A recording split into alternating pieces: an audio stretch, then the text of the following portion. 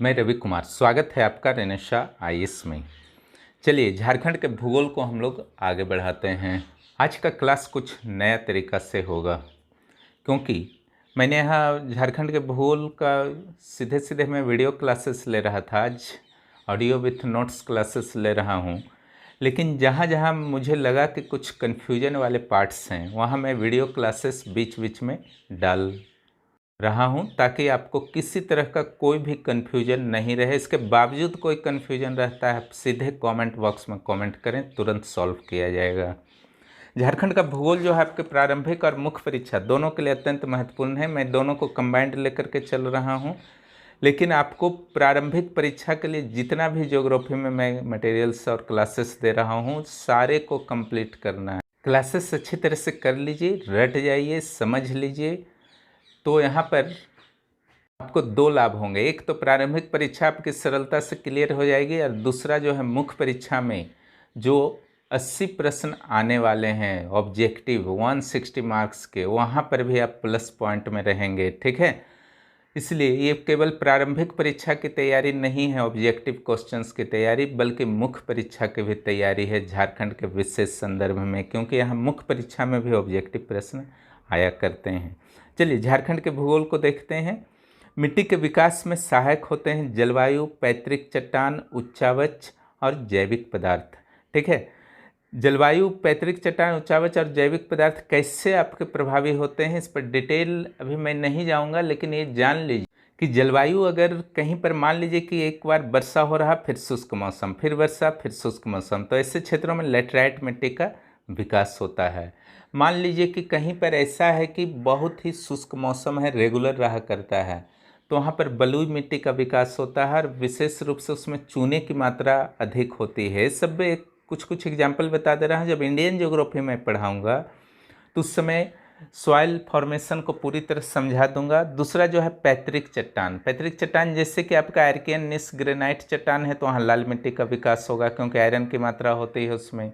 उसी ढंग से अगर दक्कन ट्रेप वाला लावा का प्रवाह वाला इलाका है, तो या तो वहाँ पर लावा मिट्टी यानी कि ब्लैक सॉइल का निर्माण हो सकता है, या लेटराइट सॉइल का। उच्चावच, अगर ढाल बहुत ज़्यादा है तो वहाँ पर पतला होगा लेयर सॉइल का, और उच्चावच कम है तो मोटा होगा लेयर का। ठीक है, जैविक पदार्थ यानी कि ह्यूमस, अगर पेड़ पौधे अधिक हैं तो जो आपका मिट्टी में नमी अधिक होगी, ह्यूमस अधिक होंगे। ह्यूमस को मैं समझा चुका हूँ वीडियो में, वहाँ पर आप समझ लेंगे। चलिए, झारखंड प्राचीनतम गोंडवाना लैंड का भाग है, इस कारण यहाँ की मृदा परिच्छेदिका को पूर्ण विकास हुआ है। ठीक है, और मिट्टी के सभी स्तर विकसित हुए हैं। मृदा परिच्छेदिका का अर्थ होता है सॉइल्स के अलग अलग लेयर होते हैं, ऊपर से नीचे तक। ठीक है, ऊपरी लेयर में ह्यूमस अधिक होते हैं, मिडिल लेयर्स में अलग अलग आपके मिनरल्स पाए जाते हैं, और सबसे नीचे पत्थर वगैरह होते हैं। ये भी आप जब सॉइल का क्लास लूँगा वहाँ पर आप समझेंगे इंडियन ज्योग्राफी में। ये देखिए, यहाँ पर जो है आपका झारखंड में मिट्टी का वितरण प्रदर्शित किया गया है। काली मिट्टी, लेटराइट मिट्टी, जलोढ़ मिट्टी, बलुई मिट्टी और लाल मिट्टी, ये 5 जो हैं प्रमुख मिट्टियाँ हैं। और कुछ गौण मिट्टियाँ हैं जो आगे एक और मैप में आएंगे, उसके लिए आप वेट करें। और साथ ही वीडियो में भी मैं इसे समझा दे रहा हूँ, फिर कोई कन्फ्यूजन नहीं रह जाएगा आपको। इसलिए पहले आप वीडियो को थोड़ा सा देख लीजिए, फिर हम लोग आगे ऑडियो विथ मटेरियल्स क्लासेस को बढ़ाते हैं। मैं रवि कुमार, स्वागत है आपका रेनेशा आईएएस में। चलिए झारखंड के भूगोल को हम लोग आगे बढ़ाते हैं। आज जो है मैं आंशिक क्लासेस लूँगा, ताकि क्लासेस जो हैं आपके फास्ट हो सकें। मैं कोशिश कर रहा हूँ कि जून तक आपके प्रारंभिक परीक्षा के सिलेबस को समाप्त करा दूँ। उसके बाद मुख्य परीक्षा के क्लासेस को जहाँ तक संभव होगा नई योजना के साथ शुरू किया जाएगा। यहाँ जो है मैं कुछ कन्फ्यूजन वाले सेक्शन पर आज जो मैं पढ़ाने को जा रहा हूँ, झारखंड की मृदा, तो वहाँ पर जो कुछ कन्फ्यूजन का सेक्शन है उसका मैं फ़िलहाल क्लास ले लेता हूँ वीडियो क्लासेस के रूप में, फिर ऑडियो क्लासेस ही होंगे आपके। यहाँ जो आपको पढ़ना है कि झारखंड में मिट्टी के कौन कौन से प्रकार होते हैं, इसके अपरदन की क्या समस्या है झारखंड में, और तीसरा जो है इस अपरदन को कैसे रोका जा सकता है। तो नॉर्मल सा चीज़ है, बस एक अच्छा प्रस्तुतिकरण जो है आपको प्रारंभिक परीक्षा और मुख्य परीक्षा की कंबाइंड तैयारी कराने में हेल्प कर सकता है। तो पहले तो ये जान लीजिए कि झारखंड में मृदा का वितरण कैसे है। ठीक है, मैं डायरेक्ट यहाँ आ रहा हूँ, बाकी ऑडियो क्लासेस में बात होंगी।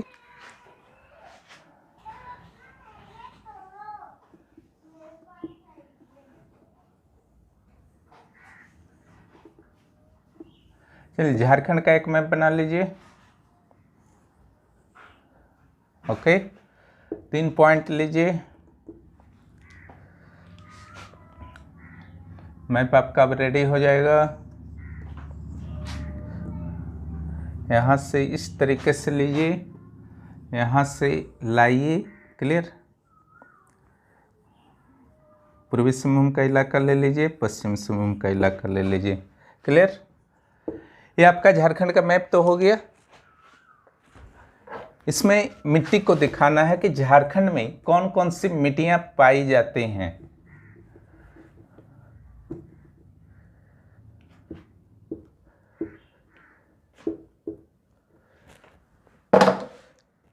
जो शुरू से क्लास कर रहे हैं उनके लिए कोई समस्या नहीं होने वाली है, क्योंकि मिट्टियां जो हैं प्रभावित होती हैं चट्टान से, क्लाइमेट से, ढाल से। ठीक है, इन सारे चीज़ों से ही मिट्टियों का प्रकार जो है निर्धारित होता है। जैसे जहाँ लावा मिट्टी है, यानी कि दक्कन ट्रेप का जहाँ पर लावा का विस्तार हुआ था, वहाँ पर लावा मिट्टी का विस्तार होगा, यानी कि काली मिट्टी का विस्तार हो सकता है या फिर लेटराइट मिट्टी का। क्लियर। तो फिलहाल जो हम लोग सबसे पहले करेंगे,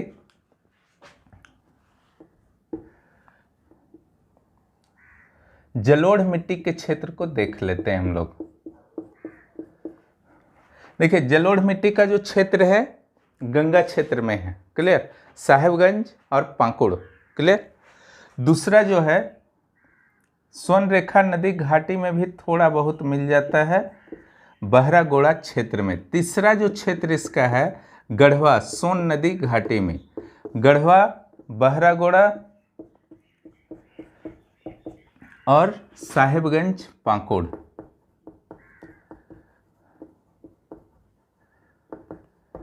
ये किस नदी में है? गंगा नदी में। और ये किस नदी में है? स्वर्ण रेखा। और ये किस नदी में है? सोन नदी घाटी में। क्लियर। ये 3 जगह ही है जो आपका जलोढ़ मिट्टी पाया जाता है। अब आते हैं हम लोग सीधे काली मिट्टी पर, ब्लैक सॉइल पर। क्लियर।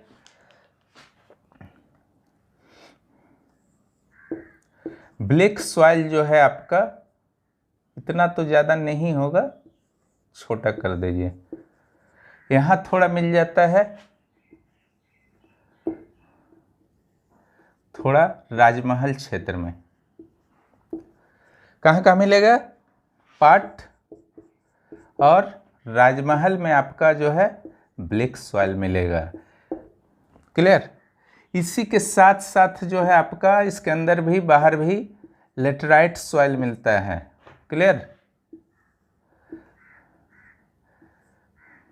लेटराइट।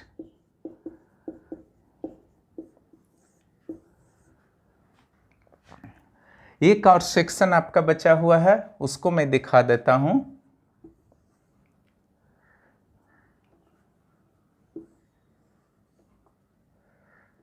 बलुई मिट्टी। बाकी जो खाली दिख रहा वो है आपका रेड सॉइल। क्लियर। बलुई मिट्टी के लिए आपका क्या ये रहेगा पैमाना? कैसे आप मैप में दिखाएंगे? तो दामोदर घाटी के साइड साइड दिखा दीजिएगा। मैंने बताया था ना, दामोदर घाटी, दामोदर नदी का प्रवाह जो है आपका हुट्टार से, लातेहार जिले के हुट्टार से निकल करके वो जामताड़ा तक चला जाता है। ठीक है। तो ये कहाँ कहाँ विस्तारित होगा? तो लातेहार में विस्तारित हो सकता है, हजारीबाग के कुछ पार्ट में, कुछ रामगढ़ में और धनबाद में, जामताड़ा में। तो ये सब इसका विस्तार क्षेत्र होगा। ठीक है। तो इस साहेबगंज, पाकुड़ ये तो हो गया आपका।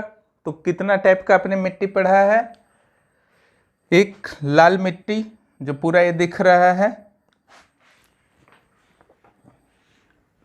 ये सब जो आपका है ये सब लाल मिट्टी है। क्लियर। जो भी सेक्शन आपका बचा खुचा है सब रेड सॉइल में आएगा। तो ये रेड सॉइल हुआ, ये बलुई मिट्टी हुआ, ब्लैक लेटराइट, 4 टाइप का हो गया, जलोढ़ 5। ठीक है। तो 5 प्रकार का मिट्टी जो है झारखंड में मुख्य रूप से पाया जाता है। इसके अलावा कई तरह की गौण मिट्टियां भी यहाँ पर पाई जाती हैं। ठीक है। जो लाल मिट्टी के क्षेत्र में मिलते हैं मुख्य रूप से, या अन्य क्षेत्रों में भी मिल सकते हैं। जैसे एक मिट्टी मिलता है आपका अपरदित कगारों का मिट्टी, ठीक है। तो जहाँ जहाँ आपका कगार टाइप का पठार है, एक पठार खत्म हो रहा है, दूसरा कगार बना के दूसरा पठार शुरू, 3 लेयर है पठार का, पाठ प्रदेश को मिला दिएगा 4 लेयर हो जाएगा। तो उसके आसपास जो मिट्टी मिलता है उसको कहते हैं अपरदित कगार का मिट्टी। ये पूरे झारखंड में पठारी क्षेत्र में जहाँ तहाँ फैला हुआ है, ठीक है। उसके बाद आपका मिलता है अबरख मिट्टी, क्लियर। अबरख मिट्टी जो आपका मिलेगा इस समय मिलेगा हजारीबाग और कोडरमा सेक्शन में, क्लियर। लाल मिट्टी का क्षेत्र में ये है, यहाँ पर अबरख होता है। और उसके बाद एक आपका है धात्विक गुणों का मिट्टी, ये मिलता है साउथ पश्चिम सिंहभूम में। धात्विक गुणों का मिट्टी कहाँ मिलेगा? साउथ पश्चिम सिंहभूम में, क्लियर। उसके बाद आपका मिलता है अलग अलग गुणों वाले मिट्टी, क्लियर, जो जिसमें बहुत सारा मिक्सिंग होता है। ये भी पश्चिम सिंहभूम साउथ में तो आपका हो गया धात्विक गुण, मुख्य रूप से लोहा मिलता है वहाँ। ऐसे भी रेड सॉइल में लोहा की उपस्थिति काफ़ी होती है। और अगर आप यहाँ से अगर आप बढ़ते हैं नॉर्थ की ओर, तो पश्चिम सिंहभूम जिला का नॉर्थ और मिडिल पार्ट, ठीक है, ये जो आपका होगा अलग अलग गुणों वाले मिट्टी। एक और मिट्टी आपका है विशेष रूप से धूसर पीली मिट्टी, ठीक है, ये जो आपका मिलता है ये सेक्शन में, ठीक है, धूसर पीली मिट्टी। ये हो गया अबरख मिट्टी। धूसर पीली मिट्टी जो है पलामू और गढ़वा में, क्लियर। पलामू गढ़वा में धूसर पीली मिट्टी, अबरख मिट्टी हजारीबाग और कोडरमा में, और विविध गुणों वाली मिट्टी north and middle west Singhbhum में, पश्चिम सिंहभूम के नॉर्थ और मिडिल पार्ट में, और धात्विक गुणों वाली मिट्टी जो है आपका साउथ पार्ट में, south part of west Singhbhum district, ठीक है। और अपरदित कगारों वाली मिट्टी जो है पूरे पठारी क्षेत्र में जहाँ भी मिलते हैं। तो ये थे मिट्टी के प्रकार। मिट्टी के गुणों पर हम लोग चर्चा करेंगे, ठीक है। लेकिन एक चीज़ ध्यान रखिएगा, मिट्टी उर्वर है या नहीं इसका निर्धारण करता है उसमें एनपीके, ठीक है, नाइट्रोजनी पोटासी एंड फास्फोरसी, ठीक है, नाइट्रोजनी फास्फोरसी एंड पोटासी। तो इसका अनुपात जो है नाइट्रोजन फास्फोरस और पोटास का 1, 2, 4 होना चाहिए, ठीक है। एक सही अनुपात माना जाता है जिससे कि भूमि उर्वर होती है, क्लियर। तो इसी के अनुसार जो है वहाँ पर हम लोग डिसीजन लेंगे, क्लियर। तो अगर सामान्य रूप से देखा जाए तो झारखंड की मिट्टियों में जो 5 प्रकार की मुख्य मिट्टियाँ हैं उसमें लोहा की प्राप्ति लगभग सारे मिट्टियों में होती हैं, केवल जलोढ़ मिट्टी में नहीं होता है लोहा का प्राप्ति, ठीक है। दूसरा जो है एनपीके का अभाव होता है झारखंड की मिट्टी में, क्लियर। लेकिन एनपीके में अगर आप देखते हैं तो ये है पोटास, ये है फास्फोरस, ये है नाइट्रोजन, क्लियर। तो ये तीनों का अभाव होता है। लेकिन 2 ऐसी मिट्टी है जहाँ पर अभाव नहीं है झारखंड के मिट्टी में। एक काली मिट्टी में पोटास होता है और दूसरा जलोढ़ मिट्टी में। एनपीके प्लस जैविक तत्व जिसको ह्यूमस कहा जाता है, क्लियर। एनपीके और ह्यूमस का अभाव होता है झारखंड की मिट्टी में। लेकिन ठीक है, काली मिट्टी और जलोढ़ मिट्टी ऐसा मिट्टी है जिसमें पोटास अच्छा खासा पाया जाता है और ह्यूमस जो पाया जाता है आपका काली मिट्टी में मिलता है काम भर, ठीक है। लेकिन जलोढ़ मिट्टी में ह्यूमस का भी अभाव होता है। ह्यूमस क्या होता है? ह्यूमस जो होता है जैविक तत्व होता है। जैसे पत्ता गिरा पेड़ का, वो धीरे धीरे सड़ गया तो ही ह्यूमस बनता है, या गाय का गोबर है, ठीक है, या कुछ भी ऐसा जैविक तत्व वहाँ पर गिरा मरा सड़ा, वो सब क्या चीज़ में बन जाता है? सड़ गल करके लास्ट में मिट्टी बन जाता है, वही ह्यूमस तत्व होता है। वो काफ़ी जो है उपजाऊ होता है क्योंकि उसमें नाइट्रोजन वगैरह उपस्थित होता है, क्लियर। और झारखंड की मिट्टियों में अधिकता क्या होती है? तो लोहा की अधिकता होती है, ठीक है। खास करके अगर आप रेड सॉइल की बात करते हैं तो लाल रंग जो उसका होता है लोहा के कारण होता है, ठीक है। और ब्लैक सॉइल को रेगुर सॉइल भी कहते हैं, कपास सॉइल भी कहते हैं, उसमें क्या होता है आपका विशेषता ब्लैक सॉइल में, ब्लैक सॉइल में वर्षा जैसे होता है वो चिपचिपा हो जाता है, तुरंत खेती कर लेनी चाहिए। और अगर सूखा होता है तो उसमें बड़े बड़े दरार हो जाते हैं, जिस दरार का भी कुछ महत्व है। ठीक है, क्या महत्व है कि इससे ऑक्सीजन लेते हैं, नाइट्रोजन लेते हैं, समझ गए ना। तो ब्लैक सॉइल में इसको अच्छी तरह समझना है। और इसके अलावा जो है आपका लेटराइट सॉइल और ब्लैक सॉइल, ठीक है, झारखंड के पाठ प्रदेश और राजमहल क्षेत्र में पाए जाते हैं।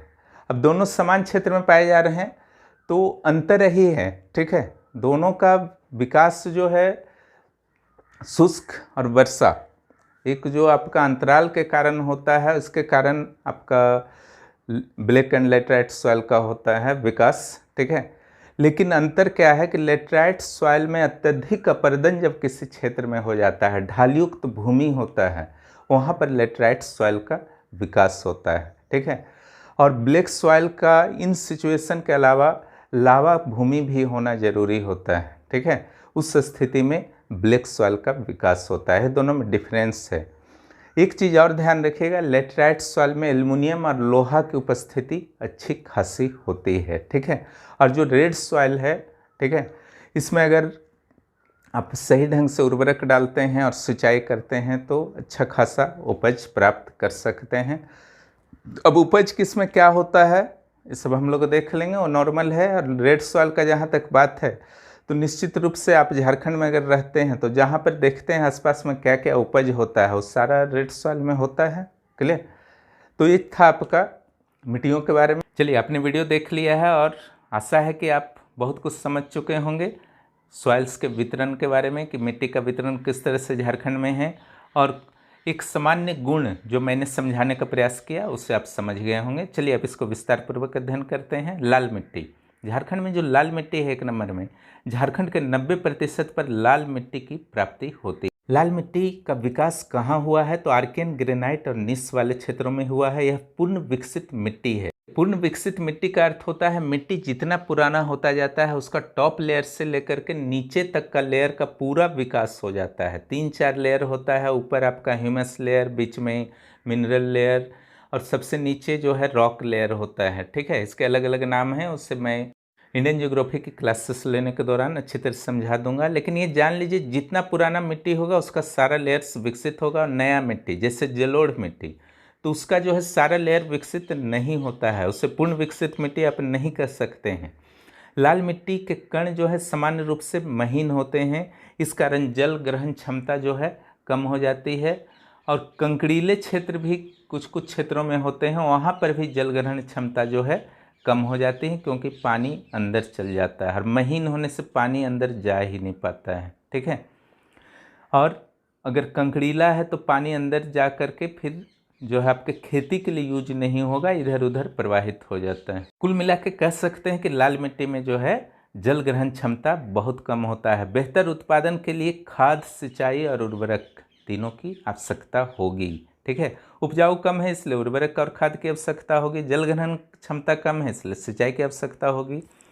देखिए इस मिट्टी में जो है पोटास का अंश जो है अधिक मिलता है, जबकि मैग्नीशियम, नाइट्रोजन, फॉस्फेट और ह्यूमस के अंश अत्यधिक कम पाए जाते हैं। लाल मिट्टी का रंग देखिए लाल ही नहीं होता है, यह पीला, धूसर, भूरा या चॉकलेटी भी हो सकता है कहीं कहीं, हालांकि मैक्सिमम लाल होता है। बहुत जगह आप देखे होंगे जो झारखंड में निवास करते हैं। लाल रंग क्यों होता है? लोहे की उपस्थिति के कारण होता है। लाल मिट्टी क्षेत्र को 2 पार्ट में आप बांट सकते हैं, एक निम्न भूमि, दूसरा उच्च भूमि। दोन भूमि और उच्च भूमि को टांड भूमि कहते हैं और निम्न भूमि को दोन भूमि कहते हैं। ठीक है, इसका रंग जो होता है गहरा होता है और मिट्टी भी गहरी होती है। उच्च भूमि आपका ढालयुक्त होता है, पानी अपरदन का शिकार होता है, इसलिए इसका हल्का रंग हो जाता है लाल मिट्टी का, और गहरी मिट्टी नहीं होती है। फसल यहाँ पर आप बहुत सारा उपजा सकते हैं अगर उर्वरक, सिंचाई का वगैरह का यूज करें तो। मोटा अनाज, मूंगफली, गन्ना, रागी, चावल सबसे इम्पोर्टेंट है। यह मिट्टी प्राचीनतम होने के कारण अत्यधिक अपरदन का शिकार हुआ है, विशेष रूप से जहाँ पर वन की कटाई और चराई अत्यधिक है। 2 नंबर है काली मिट्टी, इसे रेगुर सॉइल या कॉटन सॉइल भी बोलते हैं। इसका विस्तार जो है झारखंड के राजमहल ट्रेप और पाठ प्रदेश में है, जो मैं वीडियो में समझा चुका हूँ। और इसका विकास जो हुआ है लावा क्षेत्र के कारण। आपको बताया गया था जब भूगर्भिक संरचना पढ़ा रहा था कि यहाँ लावा क्षेत्र का विकास हुआ है, दक्कन ट्रेप में लावा का प्रवाह हुआ था, उसी से बना है काली मिट्टी। इसमें लोहा और एल्युमिनियम की मात्रा अधिक होती है, आयरन में समृद्ध होता है, पोटास में समृद्ध होता है झारखंड का मिट्टी, ठीक है। ह्यूमस की थोड़ी कमी पाई जाती है, पर नाइट्रोजन, फॉस्फोरिक एसिड और जैविक पदार्थों की मात्रा जो है कम होती है। एनपीके में नाइट्रोजन और फॉस्फोरस का मात्रा जो है कम होता है, जबकि नाइट्रोजन, फॉस्फोरस, पोटास तीनों चाहिए एक अच्छी मिट्टी के लिए। इसके कण अत्यंत महीन होते हैं, इस कारण वर्षा होते ही तुरंत खेती कर लेनी चाहिए, अन्यथा यह कुछ समय में चिपचिपा हो जाता है, आप चल नहीं पाइएगा, पाँव एकदम फंसता रहेगा। दूसरी ओर शुष्क मौसम में गहरी दरारों का निर्माण होता है, उसकी गहराई जो है 1 मीटर तक झारखंड में हो सकती है और महाराष्ट्र जैसे क्षेत्रों में ज़्यादा गहराई होती है, चौड़ाई भी ज़्यादा होती है। इन दरारों का भी महत्व है। क्या महत्व है, ये क्वेश्चन आ सकता है प्रारंभिक परीक्षा में। काली मिट्टी में ऑक्सीकरण होता है, यानी कि ऑक्सीजन लेता है और वायुमंडल से नाइट्रोजन लेने में ये सब सहायता करता है, ये दोनों ये दरार। अब आइए लैटेराइट मिट्टी। उच्च स्तर की लैटेराइट पाट प्रदेश में मिलती है और निम्न स्तर की लैटेराइट जो है 2 क्षेत्रों में मिलती है, एक पूर्वी सिंहभूम के कुछ क्षेत्रों में और दूसरा राजमहल ट्रेप में। जैसा कि मैप में आपको बताया गया है, मैप में पूर्वी सिंहभूम के लैटेराइट छूट गए हैं, आप उसे इनपुट कर देंगे, क्लियर। पूर्वी सिंहभूम के कुछ क्षेत्रों में लैटेराइट को आप इनपुट कर देंगे, विशेष रूप से दलमा पहाड़ी के क्षेत्र में, रांची और पूर्वी सिंहभूम के बॉर्डर में, ठीक है। तो ये सारे क्षेत्र हुए। लैटेराइट मिट्टी ऐसे क्षेत्रों में विकसित होते हैं जहां आर्द्र और शुष्क मौसम बारी बारी से आते हैं और तीव्र वर्षा भी होती है। इससे मिट्टी अपक्षय और अवक्षालन की क्रिया के द्वारा व्यापक रूप से प्रभावित होने के कारण लैटेराइट मिट्टी की उत्पत्ति होती है। अब बात है कि अपक्षय और अवक्षालन क्या होता है। अपक्षय चट्टानों का टूट टूट कर एक ही जगह गिरना अपक्षय कहलाता है, वेदरिंग कहलाता है। अवक्षालन है जब पानी अंदर की ओर जाता है रीस करके और न्यूट्रिएंट्स को अंदर लेकर के चला जाता है, ऊपर कुछ भारी तत्व बच जाते हैं, बाकी हल्के तत्व बह करके या अंदर चले जाते हैं, ठीक है। यही कारण है कि लैटेराइट मिट्टी में एल्युमिनियम और लोहा की प्राप्ति होती है। अब लावा युक्त चट्टानों की हम लोग बात कर लेते हैं कि किन किन स्थितियों में काली मिट्टी का निर्माण होता है और किन स्थितियों में लैटेराइट मिट्टी का। लावा युक्त चट्टानों में अगर अपक्षय और अवक्षालन क्रिया नहीं होता है तो काली मिट्टी, क्लियर, ये अधिक उपजाऊ होता है, जबकि अपक्षय अवक्षालन की क्रिया हुई तो लैटेराइट मिट्टी। अपक्षय अवक्षालन क्या है समझा ही चुका हूँ। अगर लैटेराइट मिट्टी का देखा जाए तो इसमें नाइट्रोजन, फास्फोरस, पोटास, चूना, मैग्नीशियम सभी चीज़ की कमी मिलती है, सब चीज़ तो बह जाता है, अंदर चला जाता है, यह अधिक उर्वर नहीं है। फिर भी धान, रागी, गन्ना जैसे मोटे अनाज और धान का उत्पादन, धान हर जगह उत्पादन हो जाता है अगर आप थोड़ा पानी दे दीजिए और उर्वरक का प्रयोग कर दीजिए। चाय कॉफ़ी के लिए भी यह मिट्टी जो है प्रसिद्ध है, ठीक है। यह बलुई मिट्टी, इसे मैं समझा चुका हूँ वीडियो में अच्छी तरह से। दामोदर घाटी क्षेत्र में विस्तृत है, रामगढ़, धनबाद, लातेहार इत्यादि जिलों में, हजारीबाग के कुछ पार्ट में, जामताड़ा में। स्पष्ट है कि बलुई मिट्टी का संबंध गोंडवाना चट्टानों से है। इसमें बलुआ पत्थर और सेल पत्थर की प्रधानता होती है। सेल चट्टान का एक प्रकार है जो बलुई क्षेत्र, गोंडवाना क्षेत्र आपका दामोदर घाटी में मिलता है। उसी में कोयला भी मिलता है सेल के साथ साथ। इसमें लोहे की मात्रा अधिक और ह्यूमस की मात्रा कम होती है। ह्यूमस जैविक तत्व की मात्रा यहाँ कम होती है, ध्यान रखिएगा। कार्बोनिफेरस काल के चट्टानों में गहरा रंग और क्ले माने महीन मिट्टी को कहा जाता है क्ले। नीचे आप देख रहे हैं कोना में, क्ले वाले चट्टानों में हल्की रंग के बलुई मिट्टी मिलते हैं। अब आइए जलोढ़ मिट्टी, यह नवीनतम मिट्टी है जिनके सभी स्तर विकसित नहीं होते हैं, ठीक है। जलोढ़ मिट्टी देखिए नवीनतम है और ये पूर्ण विकसित नहीं है लाल मिट्टी की तरह, सारे लेयर्स इसके विकसित नहीं है, जिसकी चर्चा थोड़ी देर पहले मैंने की है। झारखंड में अगर कहाँ पाया जाता है तो मैप से बहुत अच्छी तरह से मैंने स्पष्ट कर दिया है। साहिबगंज, पाकुड़, बहरागोड़ा और गढ़वा सोन नदी, बहरागोड़ा स्वर्ण रेखा नदी और गंगा घाटी में साहिबगंज, पाकुड़ नदी तट पर खादर मिट्टी मिलते हैं, जबकि नदी तट से दूर बांगर मिट्टी मिलते हैं, ठीक है।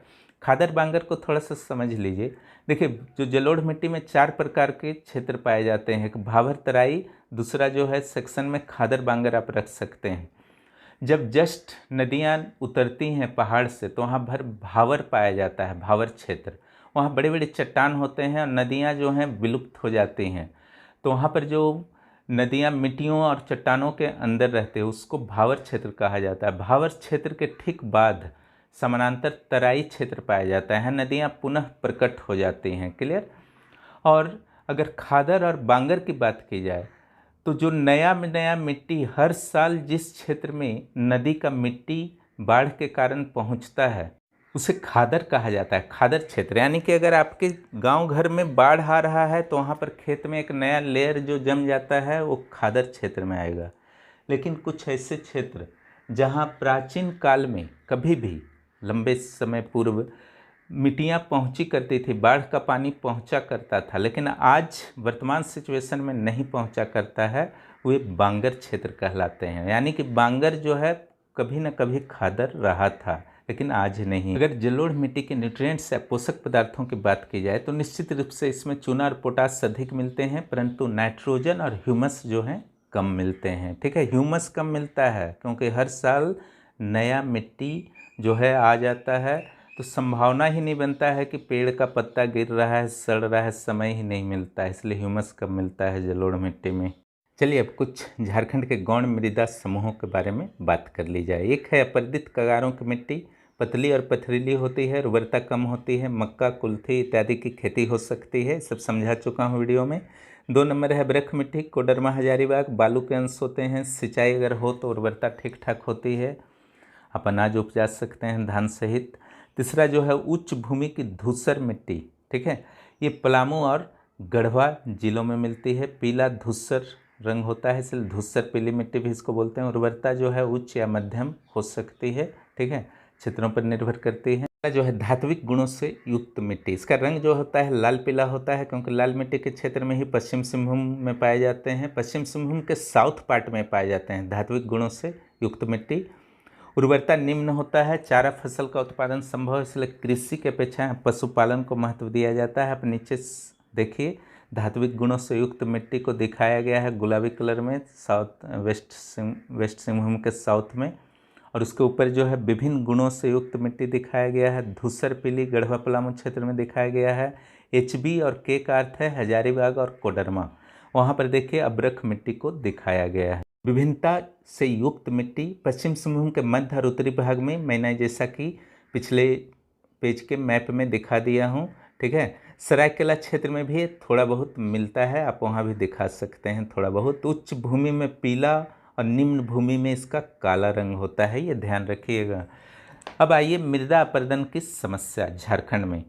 झारखंड जैसा स्टेट है उबड़ खाबड़ है, उच्चावच इसका बहुत ही विषम है, जिसके कारण अपरदन एक बहुत ही बड़ा यहाँ पर समस्या बना है ढाल युक्त भूमि के कारण। झारखंड में मृदा अपरदन के जो प्रमुख कारण हैं प्राकृतिक कारण और मानवीय कारण। प्राकृतिक कारण में वर्षा, पवन, समुद्री लहरें हालांकि मृदा को नुकसान नहीं करती हैं क्योंकि धीरे धीरे उस गति से अपरदन होता है जिस गति से मृदा निर्माण भी हो जाता है, ठीक है। मानवीय कारण में वन कटाई, चराई और संरचनात्मक कार्यों को शामिल किया जाता है। मृदा के 1 इंच, ऊपर देखिए 1 इंच लिखा हुआ है छोटा सा जो दिख रहा, मृदा के 1 इंच निर्माण में हजारों वर्ष लगते हैं और विनाश के लिए कुछ ही पल काफ़ी है। अगर निर्माण की अपेक्षा मृदा अपरदन अधिक तीव्र हो जाए तो इस स्थिति को मृदा अपरदन कहते हैं। ये परिभाषा में आपका चला जाएगा। मृदा अपरदन को रेंगती मृत्यु भी कहते हैं। क्यों कहते हैं? मृदा अपरदन से क्रमिक रूप से मिट्टी के पोषक तत्वों का ह्रास होता है, डिप्रेसिएशन, नाश होता है, ठीक है। जमीन अनुत्पादक होकर बंजर हो जाती है। झारखंड में कई तरीके से अपरदन होते हैं, उससे अब देखिए। पहला तरीका जो है चादरी अपरदन, sheet erosion. B number rill अपरदन या रील इरोजन। अब नालिका अपरदन, गली इरोजन। छपछपान अपरदन या स्प्लेश इरोजन। नदी तटीय अपरदन या रिवर राइन इरोजन। चादरी अपरदन नग्न प्रतीक भूमि पर ढलवां सतह पर अत्यधिक पशुचारण वाले क्षेत्रों में अधिक होता है। झारखंड में प्रति वर्ष अधिकतम 10 टन तक का मृदा अपरदन होता है प्रति हेक्टेयर में, ठीक है। झारखंड के उत्तर पश्चिम, उत्तरी सीमांत प्रदेश और मध्यवर्ती पठारी क्षेत्र मृदा अपरदन के लिए टारगेटेड क्षेत्र है, यानी कि यहाँ पर ज़्यादा होता है। अब आपको क्या करना है, थोड़ा वीडियो को देख लीजिए कि सारे मृदा अपरदन को कैसे जो है अब नालिका, रील, चादरी वगैरह होते हैं, और साथ ही जो समोच्च कृषि के बारे में थोड़ा सा जान लीजिए। सीढ़ीदार, सीढ़ीनुमा कृषि क्या होता है, यानी कि कुछ जो आपको जानना है यहाँ पर अपर्दन के बारे में और कुछ जानना है मृदा प्रबंधन और संरक्षण के बारे में। फिर हम लोग ऑडियो क्लासेस को आगे बढ़ाते हैं। में पर अगर मृदा अपर्दन की स्थिति को देखा जाए तो निश्चित रूप से बहुत ही गंभीर समस्या है, खास करके उन क्षेत्रों में जहाँ पर वनों की कटाई जो है अत्यधिक बढ़ी है और जो चराई जो है अनियंत्रित तरीके से की जा रही है। घास भूमि समाप्त हो रहे हैं, चारागाह भूमि समाप्त हो रहे हैं, जिसके कारण अपर्दन की समस्या अत्यधिक देखी गई है। अपर्दन जो है कई तरीकों से शुरू होता है, उसको थोड़ा सा समझ लीजिए। जैसे चादरी अपर्दन, ठीक है, सिट इरोजन, रील अपर्दन,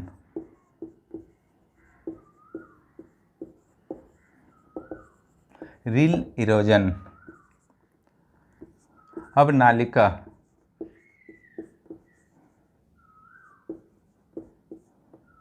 अपर्दन, गली अपर्दन, गली इरोजन, ठीक है।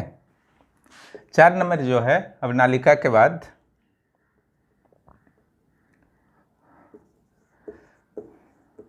छपछपान अपर्दन, स्प्लेश इरोजन,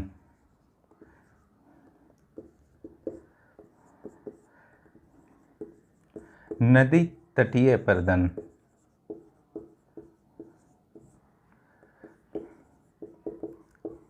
रिवराइन इरोजन। इस पर हम लोग थोड़ा सा जान लेते हैं, ज़्यादा समय आप लोगों का नहीं लूँगा, ठीक है। ये जो है चादरी अपर्दन, तो इसमें क्या होता है, जब वर्षा होता है रेगुलर और भूमि जो है नग्न है, यानी कि न ही घास है न पौधे हैं, तो धीरे धीरे क्या होता है, उसका ऊपरी लेयर जो है हटता जाता है। और माना जाता है कि ऊपरी लेयर में ह्यूमस होता है और ह्यूमस जो होता है मृदा को उपजाऊ बनाता है। क्लियर। तो जैसे जैसे ऊपरी लेयर हटता है तो उसके जो न्यूट्रिएंट्स है आपके सॉइल्स के, वो हटते जाते हैं, पोषक तत्व हटते जाते हैं और भूमि जो है अनुर्वर होने का खतरा जो है उत्पन्न हो जाता है। और अगर चादरी अपर्दन निरंतर जारी रहे, ठीक है, तब क्या होता है, ध्यान दीजिएगा, अगर ये जारी रहता है तो छोटी छोटी नालियां जो हैं बनना शुरू हो जाती हैं, ठीक है। इससे जो है अपर्दन की गति में वृद्धि होती है, यही कहलाता है रील अपर्दन। अब कभी भी घर के आसपास वर्षा होता है तो ध्यान दीजिएगा, ज़मीन पर छोटी छोटी धाराएं जो हैं पानी की बहने लगती हैं। क्लियर। वही है आपका रील अपर्दन। जब व्यापक रूप से होता है तो रील इरोजन कहा जाता है। और जब ये रील अपर्दन जो है आपका, जब ये जो छोटी छोटी नालियां हैं ये बड़ी बड़ी आकृति में गड्ढे, थोड़ा ज़्यादा गड्ढा हो जाता है, ठीक है, यानी कि इसका आकार जो है बढ़ जाता है, तो उस स्थिति में इसको कहा जाता है गली इरोजन, ठीक है। अब नालिका इरोजन ये और खतरनाक होता है अपर्दन की दृष्टि से। तीसरा चरण होता है चादरी अपर्दन का, ठीक है। अब आइए छपछपान अपर्दन, ठीक है। ये चादरी अपर्दन की तरह ही होता है, लेकिन कुछ क्षेत्र होते हैं या कभी कभी ऐसा होता है कि वर्षा की बड़ी बड़ी बूंदें जो हैं गिरने लगती हैं, ठीक है। जब मोटी मोटी बूंद गिरती हैं तो उससे जो चादरी अपर्दन होता है उसको कहा जाता है छपछपान अपर्दन, यानी कि इसका प्रभाव जो है जल्दी पड़ता है, अब व्यापक रूप से होता है, ठीक है। और मृदा की जो है पोषक तत्व का प्रवाह जो है यथाशीघ्र हो जाता है। क्लियर। इसलिए इससे भी खतरनाक है जो आपका सिट इरोजन से भी खतरनाक आपका है स्प्लेश इरोजन, ठीक है। एक आपका बचता है रिवराइन इरोजन। रिवराइन इरोजन जो आपका होता है रिवर के आसपास जो कटिंग होता है, जो आपका दामोदर नदी घाटी का झारखंड में ये हुआ था 1948 में जब लॉन्च किया गया था, तो उसके अनेक उद्देश्यों में से एक उद्देश्य थे मृदा संरक्षण। क्लियर। मृदा संरक्षण हालांकि कितना पूरा हुआ है कहना मुश्किल है, लेकिन अगर आप एक नदी के साइड घने जंगल को लगा देते हैं, घास भूमि का विकास कर देते हैं, तो रिवर के लिए इतना आसान नहीं होता है कि वो आसपास के क्षेत्रों को जो है कटिंग करके फैला दे। दूसरे सिचुएशन की कल्पना कीजिए, बिहार जैसे राज्यों में, उत्तर नॉर्थ उत्तर प्रदेश जैसे क्षेत्रों में, वहाँ पर रिवर क्या करता है, क्योंकि आसपास पेड़ का, आप नॉर्थ बिहार चले जाइए गंगा पार, दूर दूर तक जो है आपको पेड़ नहीं दिखेगा। कई जगह तो ऐसा भी दिखता है कि जैसे आप समुद्र किनारे जाते हैं तो सूर्योदय जो है समुद्र से ही होता है, उसी ढंग से वहाँ पर मैदान से ही सूर्योदय होता है। झारखंड वाले ऐसी कल्पना नहीं कर सकते, क्योंकि यहाँ पहाड़ों के पीछे से सूर्योदय होते देखते हैं, पेड़ों के पीछे से सूर्योदय देखते हैं। लेकिन बिहार जाइए, नॉर्थ बिहार या यूपी के मैदानी क्षेत्रों में जाइए, आपको वहाँ दिखेगा कि मैदान से ही जो है सूरज निकल रहा है, इतना दूर दूर तक पेड़ का अभाव है। अब ऐसे क्षेत्र में नदियाँ कोसी बहती हैं, घाघरा, बूढ़ी गंडक, तो उन लोग बाढ़ का जो है आपका एक अच्छा स्रोत बन जाती हैं। मार्ग परिवर्तन फटाफट वो कर सकते हैं, कोई दिक्कत नहीं, जिधर मुड़ कर रहे हैं काट रहे हैं, कोई रोकने वाला उनको नहीं है, ठीक है। तो रोक इनको कौन सकता है, वृक्षारोपण और घास भूमि और तटबंध वगैरह। लेकिन तटबंध बहुत प्रभावी उपाय नहीं है, ठीक है, क्योंकि अगर तटबंध से आप रोके हैं, जिस दिन वो टूटा तो आसपास के गांव में जो है तबाही मचा देगा। तो सबसे बेस्ट जो है नेचुरल उपाय है। क्लियर, हम लोग जब घुस ही गए हैं, सारा चीज़ को समझ ही गए हैं, तो चलिए थोड़ा सा भूमि संरक्षण पर बात कर लेते हैं, मृदा प्रबंधन पर। मृदा प्रबंधन और भूमि संरक्षण को जो है व्यापक रूप से आपको समझना होगा, ठीक है।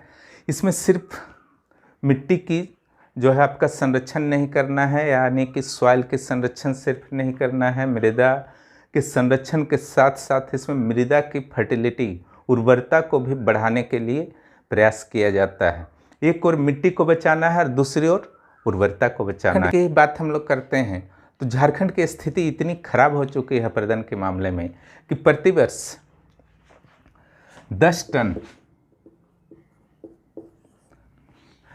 टन मृदा प्रति वर्ष प्रति हेक्टेयर, हर हेक्टेयर में 10 टन मृदा का जो है अपरदन हो जाता है झारखंड में। एवरेज बात मैं कर रहा हूँ, ठीक है। नॉर्थ झारखंड ज़्यादा प्रभावित है अपरदन से, नॉर्थ और नॉर्थ वेस्ट। क्लियर। तो इस दूसरा जो आपका एक पहलू है कि अगर आखिर होता क्यों हो, तो एक तो आप सीधा सीधा जानते हैं कि मृदा अपरदन क्यों होता है। क्लियर, वन कट रहे हैं और चराई अत्यधिक हो रहा है। क्लियर, घास खत्म हो रहा है और वन खत्म हो रहा है, दो चीज़ तो आप सीधा सीधा समझ गए। इसके अलावा जो है झारखंड का जो स्पेशल है वो है झूम कृषि। क्लियर, और दूसरा जो है आपका कृषि का गलत तरीका। ये दो चीज़ झारखंड के बारे में स्पेशल आपको ऐड करना है, क्यों होता है मृदा का अपरदन।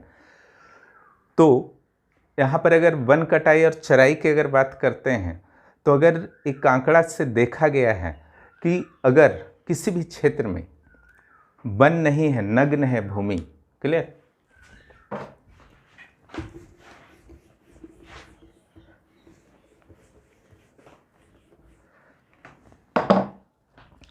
भूमि अगर नग्न है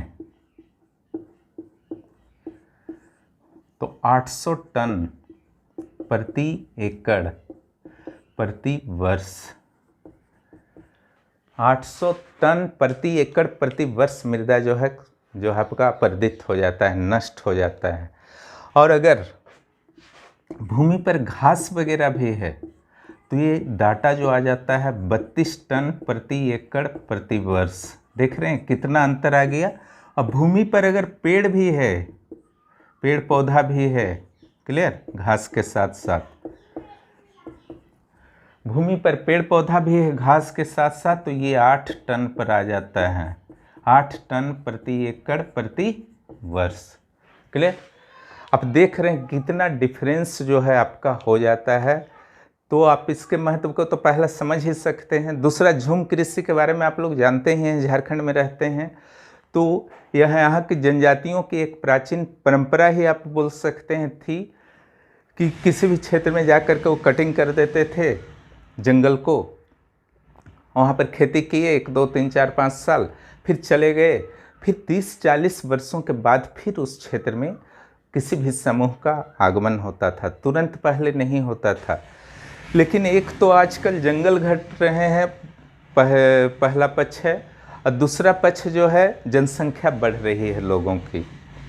तो जो झूम कृषि जिसको कहा गया, एक तो अवैज्ञानिक कृषि है वर्तमान संदर्भ में, पहले के संदर्भ में अवैज्ञानिक कहना गलत है, लेकिन वर्तमान संदर्भ में अवैज्ञानिक है, क्योंकि वन भूमि घट रहे हैं और जनसंख्या जो है बढ़ रही है।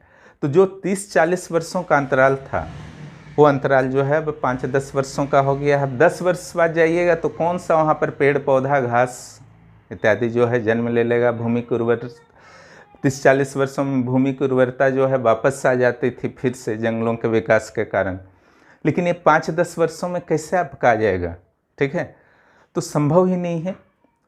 तो झूम कृषि को पूरी तरह से समाप्त करना होगा और इसके लिए विकल्प देना होगा। जो भी झूम कृषि पर अपनी जीविका चलाते हैं उनको विकल्प भी देना जरूरी होगा। आप ऐसे ही धकिया करके नहीं हटा सकते हैं, वो कहाँ जाएंगे, ठीक है, हटाइएगा फिर आएंगे।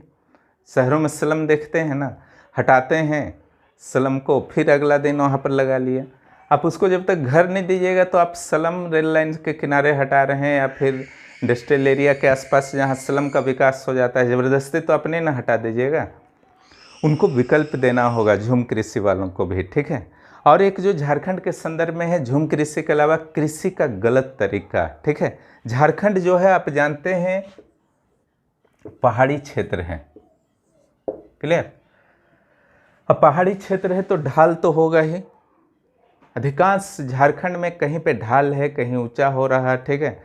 अब वहाँ पर देखिए दो तरीका है कृषि करने का, एक ढाल के अनुसार आप कीजिए, दूसरा समोच्च रेखीय कीजिए। समोच्च रेखा का अर्थ होता है सम उच्च, यानी कि समान ऊंचाई वाले क्षेत्र। अब यहाँ पर मान लीजिए कि एक किसान आता है, ढाल के अनुरूप जो है बना दिया खेत, ठीक है।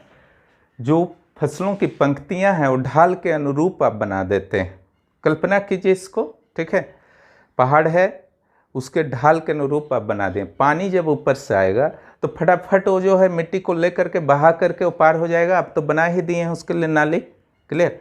फसल तो आपका नहीं होगा, सारा का सारा जो थोड़ा बहुत ढाल में ऐसे भी मिट्टी का जो लेयर होता है पतला होता है वो पूरा का पूरा बह करके नीचे जमा हो जाएगा, है ना। इसलिए ऐसे जगहों पर सलाह दी जाती है समोच्च रेखीय कृषि की, ठीक है, कंटर एग्रीकल्चर। तो यहाँ पर क्या किया जाता है, चारों ओर समान ऊंचाई वाले क्षेत्रों को सीढ़ी नुमा बना दिया जाता है ना। सीढ़ी नुमा भी बनाना है, समझ गए ना। यानी कि जो जो समान ऊंचाई है उसको जोड़ते हुए चारों ओर वो पूरी तरह से प्लान्ड वे में होता है और उसको इस ढंग से बढ़ाना है। थोड़ा सा समतल रखें, ठीक है, फिर हल्का सा ऐसे होगा, सीढ़ी नुमा होगा, फिर ऐसे, फिर ऐसे, फिर ऐसे, क्लियर। तो वहाँ पर पानी जब आएगा तो पहले वो रुकेगा, फिर ऐसे होगा, फिर रुकेगा, फिर ऐसे होगा, ठीक है। सीढ़ी में कैसे पानी गिरता है, जस्ट ऐसा ही होगा। हालांकि सीढ़ी टाइप का पतला पतला नहीं होगा, वहाँ पर काफ़ी चौड़ा होगा, है ना। तो खेती भी आपका होगा, अच्छा फसल भी होगा और मृदा का अपरदन भी नहीं होगा। मृदा के अपरदन को रोकने के लिए दो तरीका अपनाया जाता है, एक तो आपका जैविक और दूसरा यांत्रिक, ठीक है। यांत्रिक के तहत ऐसे तकनीक अपनाए जाते हैं, तरह तरह के तकनीक अपनाए जाते हैं जिससे मृदा का भी संरक्षण हो और मृदा की उर्वरता में वृद्धि हो, ताकि उत्पादकता में वृद्धि हो। और दूसरी ओर जैविक पार्ट में आपका क्या करना है, जैविक नाम से ही स्पष्ट है, पेड़ पौधा लगाइए वहाँ पर, ठीक है, घास लगाइए और जैविक खाद्यों का प्रयोग कीजिए। यांत्रिक में आपका उर्वरक अगर आएगा केमिकल फर्टिलाइजर तो यहाँ पर जैविक खाद्यों का प्रयोग आएगा। तो यही सब कुछ समझने का पार्ट था आज के क्लास में। मैप भी मैंने समझा दिया और समोच्च कृषि भी समझा दिया, झूम कृषि वगैरह भी समझा दिया। तो ये चीज़ जो था आपका समझने का पार्ट था। आशा है आप लोगों को समझ में आया होगा। अब आप लोग जो है आगे वीडियो देखिए, ऑडियो वाला जो सेक्शन है, ठीक है। आप लोग अच्छी तरह से तैयारी कीजिए, मैं अपनी ओर से कोशिश कर रहा हूँ कि आपका फिनिश अच्छी तरह से करा दूँ, ठीक है। और जो भी टेस्ट मैं ले रहा हूँ उसमें भागीदारी सुनिश्चित कीजिए, वो आपका ही लाभ। आशा है कि आपने देख लिया होगा वीडियो और समझ गए होंगे। फिर भी कोई कन्फ्यूजन रहता है आप कमेंट कीजिए, मैं क्लियर करने का प्रयास करूँगा।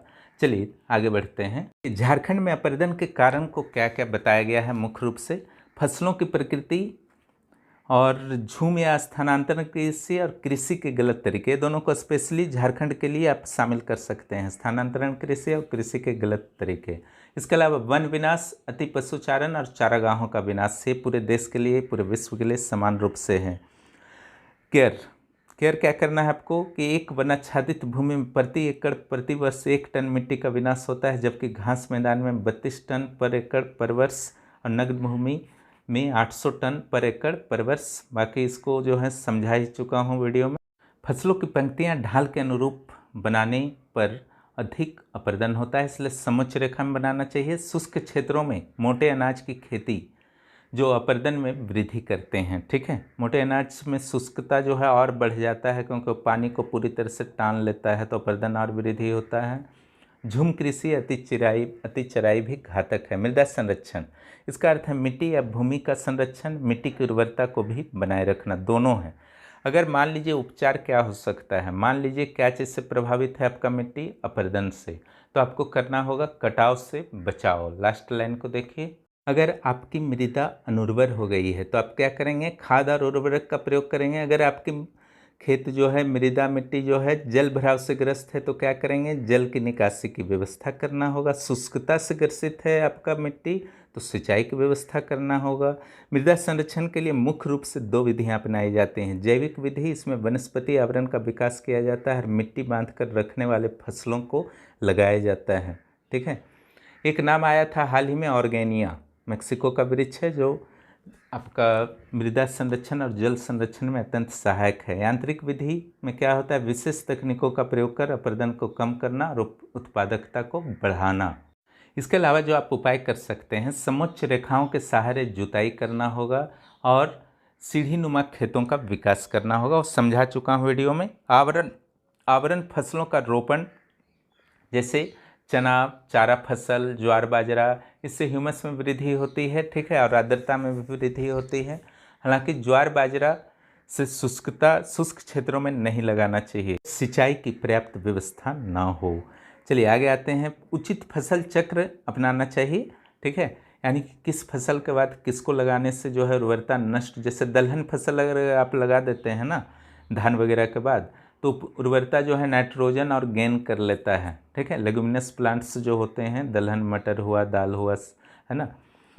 और 5वां नंबर जो है चारागाह और घास के मैदानों का विकास आप कर सकते हैं। चराई कटाई को सीमित करना, क्योंकि रोकना तो संभव नहीं है, इसको वैज्ञानिक तरीके से सीमित रूप से इस तरीके से करना कि पर्यावरण को नुकसान ना हो, मिट्टी को नुकसान ना हो। जो अवनालिका अपर्दन के शिकार गड्ढे बन जाते हैं, छोटे बड़े गड्ढे, उनको भर देना है अपर्दन के शिकार के कारण। मृदा अपर्दन वाले क्षेत्रों को सुदूर संवेदन से पता करना, GIS तकनीक भी अपनाई जा सकती है। किसानों एवं आम जनता को मृदा संरक्षण के प्रति जागरूक करना, मृदा संरक्षण कार्यक्रमों से झारखंड के किसानों को जोड़ना, ये सब उपाय हैं। इस ढंग से आज मिट्टी का चैप्टर समाप्त होता है। यह आपके न सिर्फ प्रारंभिक परीक्षा के लिए बल्कि मुख्य परीक्षा के लिए समान रूप से उपयोगी हैं। जितने भी क्लासेस लिए जा रहे हैं सभी के टेस्ट का आयोजन क्लास समाप्त हो जाने दीजिए, JPSC के दोनों पेपर्स का, फिर सिर्फ और सिर्फ टेस्ट होगा। तब तक आप लोग अच्छी तरह से तैयारी कीजिए और जून के लास्ट वीक तक जो है आपके सिलेबस समाप्त हो जाने चाहिए प्रारंभिक परीक्षा के, ताकि जुलाई से आपके मुख्य परीक्षा की तैयारी शुरू हो सके। और जो भी चैनल पर नए हैं चैनल को सब्सक्राइब कीजिए, दोस्तों को भी इस चैनल के बारे में बताइए। बहुत बहुत धन्यवाद वीडियो देखने के लिए। फिर मिलते हैं अगले क्लास में।